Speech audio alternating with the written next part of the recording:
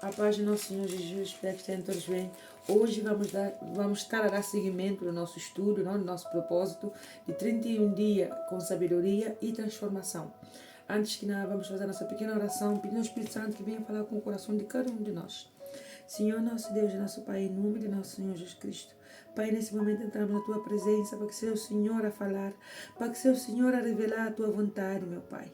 Porque muitas vezes queremos fazer nossas vontades, muitas vezes, Pai, até fazemos coisas que não agradam ao Senhor. Mas nesse momento pedimos perdão pelos nossos pecados, perdão pelas nossas ofensas, e que cada dia também o Senhor venha nos ensinar como perdoar a quem nos tem ofendido, Pai. Porque por vezes não é fácil. Tem pessoas que às vezes nos magoam de tal maneira, Pai, que o nosso coração fica ferido, o nosso coração só quer fazer a mesma coisa que o outro nos fez, meu Pai.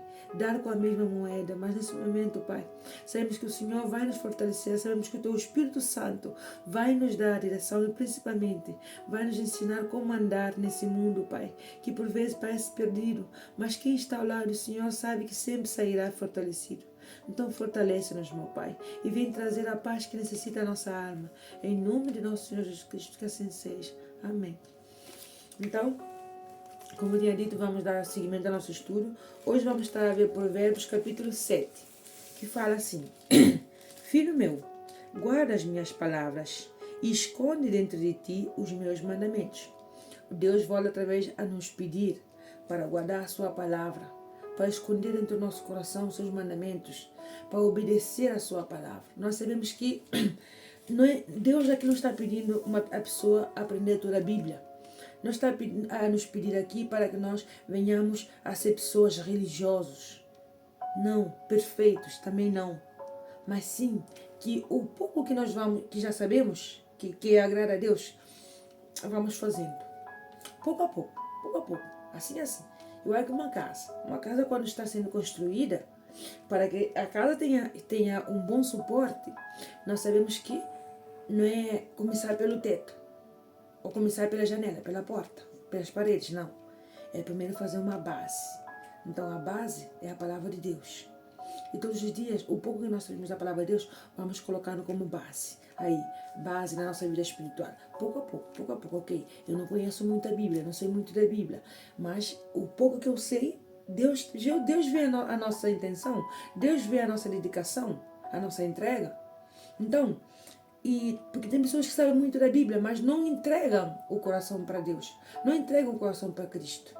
Então nós temos que entender que não é a quantidade o que vai fazer com que Deus se mova na nossa vida. Que Deus venha fazer movimentos de milagres, bênçãos na nossa vida. Não é a quantidade do que nós sabemos.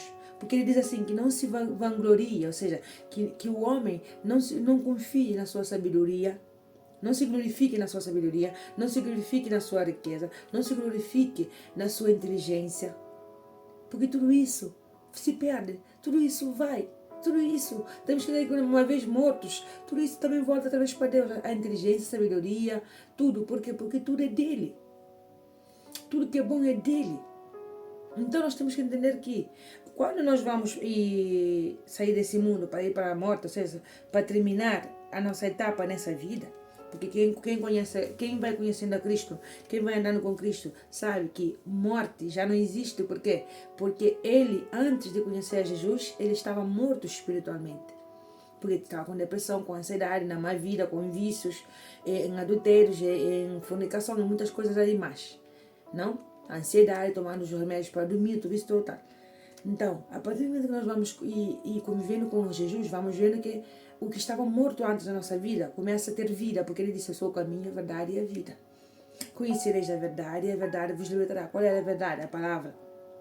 Então nós, quando começamos a andar com Cristo, nós vamos vendo que, que o que estava morto na nossa vida agora tem vida. Entende? Agora tem vida por quê? Porque a palavra de Deus nunca volta vazia. A palavra de Deus, quando a pessoa absorve dentro, porque é espírito, a palavra é espírito. É o Espírito de Deus a entrar dentro da pessoa. Então, quando a pessoa aceita a palavra de Deus, está aceitando a Cristo dentro dela. Está aceitando o próprio Deus dentro dela. Então, as suas atitudes, a sua forma de ser, a sua vida vai também dar um reflexo do que é Cristo. Entende? Então nós temos que entender que não é só dizer: não, Deus não existe, Deus não faz na minha vida, Deus não me abençoa, isso mais outro. Não. Nós temos que ver também se nós estamos a praticar o que Deus está a dizer. Porque se Deus Se queremos ver Deus na nossa vida, se queremos ver Deus em todas as áreas da nossa vida, temos que ver também se estamos a colocar Deus dentro de nós. E como é colocar Deus dentro de nós? É fazer com que a palavra dele venha vivificar dentro de nós. Fazer com que a palavra dele venha entrar dentro do nosso ser. Então, se nós permitirmos que Jesus entre com a sua palavra entre nós, estamos permitindo que Deus entre entre nós. Estamos permitindo que Deus venha viver conosco. Que Deus venha a intervenir em todas as áreas da nossa vida. Então, é entender isso. Porque Deus é Espírito. E a palavra é Espírito. Porque às vezes nos falam palavras de derrota, palavras negativas e ficamos tristes. Por quê? Porque a palavra é Espírito. Então a pessoa, por exemplo, falou alguma coisa conosco que nos doeu, então entrou dentro do nosso coração. Então isso se faz Espírito. Por quê? Porque aí, de acordo com essa palavra negativa que a pessoa disse, a pessoa começa a ficar triste, abatida, não? Começa a chorar, começa a pensar pensamentos suicidas, começa a ficar depressiva, começa a ficar ansiosa. Por quê? Porque é Espírito. Então a palavra vem, ela, de acordo com como nós aceitamos, vai ser a nossa emoção. Então, se nós sabemos que as palavras do mundo, essas palavras contrárias, tudo entra para afligir a nossa alma, para nos oprimir, então por que não aceitar a palavra de Deus, que é a palavra que liberta, que cura, que restaura, que vivifica? Entende?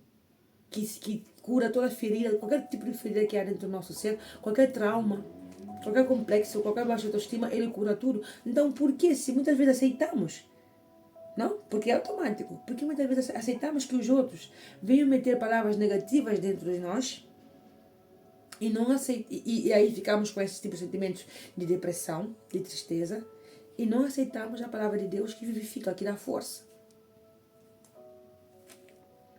É mais fácil, o nosso coração é assim, é enganoso e corrupto, assim como diz a Bíblia. É mais fácil aceitar a palavra de derrota, a palavra negativa e ficar abatido, de que aceitar a palavra de Deus que vivifica, que nos dá força, que nos faz levantar, que nos faz calar as vozes das palavras negativas, as vozes do mal, e falar assim, mentira, o meu Deus vive, o meu Deus me vai dar força, o meu Deus vai restaurar meu familiar, o meu Deus vai me sacar dessa tormenta.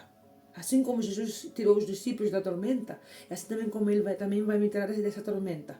Nada é para sempre, nada é eterno. A única coisa que é eterna é a nossa alma. Então tudo que se faz aqui nessa vida, tudo que se passa nessa vida é passageiro. Então ninguém vai sofrer toda a vida.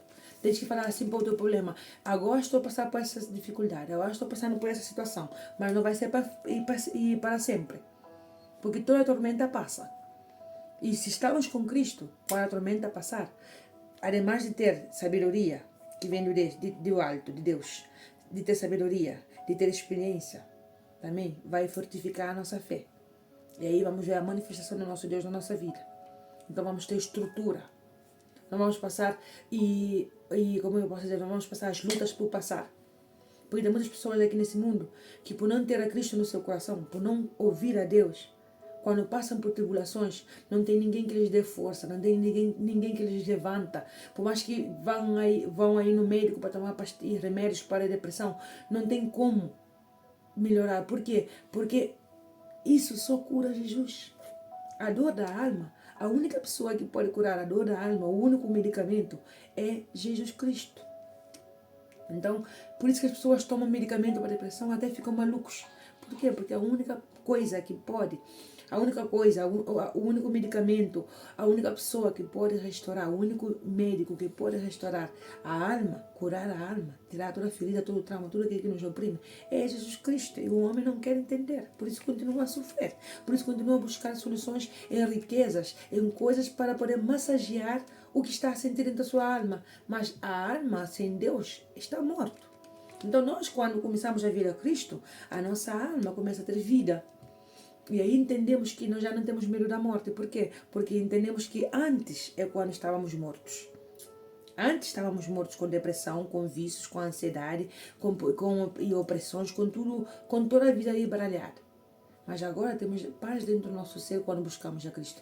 Temos alegria de viver quando buscamos a Cristo. Mesmo tendo pouco, mas ainda falamos glória a Deus. Mesmo nas lutas falamos glória a Deus. Por quê? Porque sabemos que as lutas temos alguém que nos dê força. Temos alguém que nos levanta. Mas e aqueles que estão no mundo sem saber que o Espírito Santo existe? Sem estar perto de Deus? Por que cometem suicídio? Porque não têm onde se apoiar.